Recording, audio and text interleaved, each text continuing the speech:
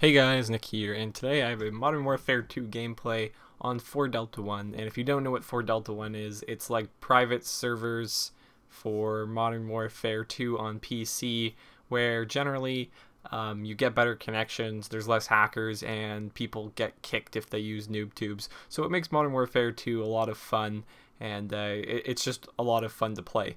And in this game specifically, it's an 18-man team deathmatch, and it goes for 15 minutes. So if you're wondering why the game's so long, it's because it's a 15-minute team deathmatch game.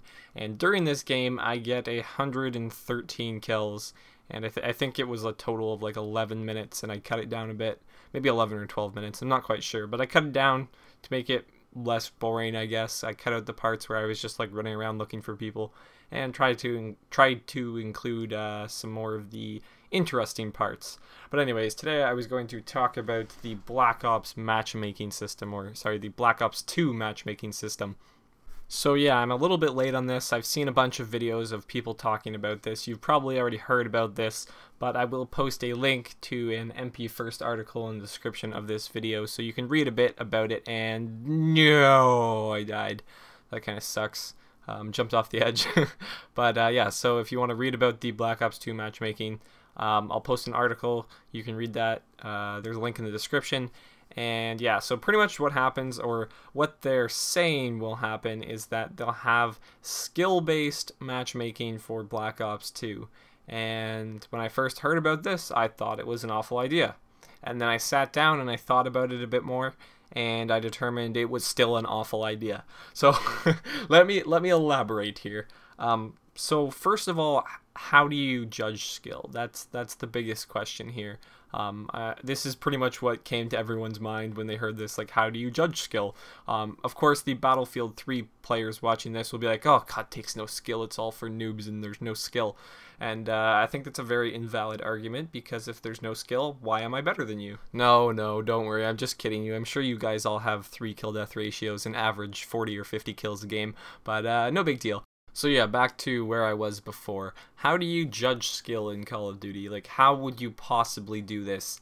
Would you do it based on kill death, win-loss, time played, average kills, average score? I think the average kills and average score are a little bit more accurate, but really they don't, I don't know, I don't think it would work out that great.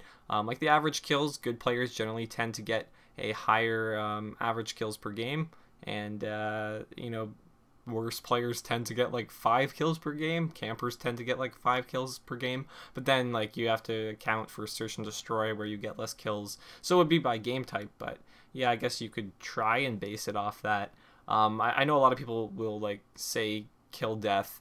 And the problem with that is that people would purposely lower their kill death to get against noobs. Especially YouTubers. I'm sure a bunch of YouTubers would be like, hey, if I get a 0.2 kill death ratio, I'll play against the worst players ever, and then just, you know, 1 in every 10 games, I actually try, and then I go 100-0 because the people I'm playing against haven't figured out that the right trigger shoots bullets.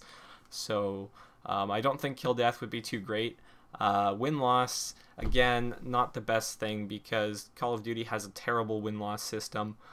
You know, there's those games where you join, and like a domination game where the enemy has 198 points and all 3 flags, and you're just like, what am I gonna do? And then you get a loss for that. Or you're playing against a hacker. What do? You can't. Should you just sit there and lose and die 100 times, or should you just leave the game and take a loss? So the whole win-loss system, like, it's not the greatest. So I don't think that would really be a great idea. And then that's not even the worst part about this skill-based system. The worst part is that you're going to take skill over connection, and that's not going to work out, because a good player with a bad connection won't do well. So if you base all of your matchmaking off of skill, then you're going to just put a bunch of players with bad connections together, and it's not going to work out well. You'll just cause a lot of problems by doing that. And now another very important point to consider is what happens when you group people of a very similar skill level together. What do you think will happen if you take a bunch of players with a 2 kill death ratio and you put them against each other in a team deathmatch? What do you think will happen? They can't all end up with a 2 kill death ratio. So it probably won't happen exactly that every player ends up with a 1 KD, but that's probably something that might happen. That's a very likely outcome. And now you have a bunch of 2 kill death players who are playing against each other, and they all end up with a 1 kill death. Now you have 2 kill death players who have a 1 KD, and now they get matched against 1 KD players, and now things are just screwed up again. Like, it won't work. You can't have skill-based matchmaking because it will never work. Like, if you have a 5 win-loss ratio and you get paired up against other people with a 5 win-loss ratio, like, yeah, you have really competitive matches and it's going to be really close, but eventually those people with their 5 kill death ratio, it's just going to bring their ratios down a lot. So I think that makes COD less fun. Like, usually COD's the most fun when you can go pub stomping and, you know, get 100 kills with a 10 kill death ratio. I think that's pretty fun to do. Yeah, it is kind of fun to play a competitive game. Like, a lot of times when I'm playing by myself, if I see a party, I'll play against them just for fun, just to challenge myself. And then sometimes I'll just leave because I don't feel like having a very serious challenge. So this brings me to my next point. Now, I was watching Woody's Gamer Tags video. That's kind of strange to say, but one of Woody's videos, and he talked about the Black Ops 2 matchmaking, and he said something about having 2 playlists, one for a skill-based matchmaking system and one for the regular connection-based matchmaking system. And I'm not sure if this is like completely accurate. He didn't really say where this information came from, and he didn't give any sources. And I looked around. Like, I do follow David Vonderhaar on Twitter, and I haven't noticed him say anything about having 2 playlists, but I might have missed it. I'm not entirely sure. But the 2 playlist idea, I think, is a bit better, because, you know, if you're playing with a group of friends and you want a challenge, then you can go into this playlist and you'll play against other people of a similar skill level. But again, like, skill level's kind of hard to deduce. So I'm not sure how that will work out. And also, one thing that I imagine people would do is they'd have a full team, and then they'd have like one guy who has an account that, you know, they purposely lose.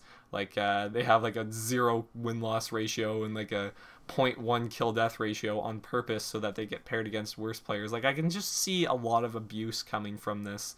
I think the whole connection thing works best. That's how 4 Delta 1 works. Like, you're given a list of servers and you connect to the server which has the lowest ping. That's generally what people do. You know, they look for a game type they like, maybe a map they like, and then they connect to a server with low ping, and, you know, it works out okay. Sometimes you get unfair teams, but that's just the way things are.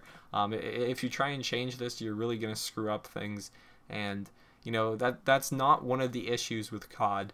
You know, fairness in matchmaking is probably not the biggest issue, but I think what the problem is all the noobs are complaining again, and they're trying to make all the noobs happy. And that's something that, you know, really bothers me with COD, because it seems like they listen more to the bad players than they do the good players. They're trying to make the game really noob friendly, and that's something they've been doing for a long time, since they introduced death streaks, since they introduced, you know, Modern Warfare 3 revenge spawn system. You know, here, give this guy a really easy kill.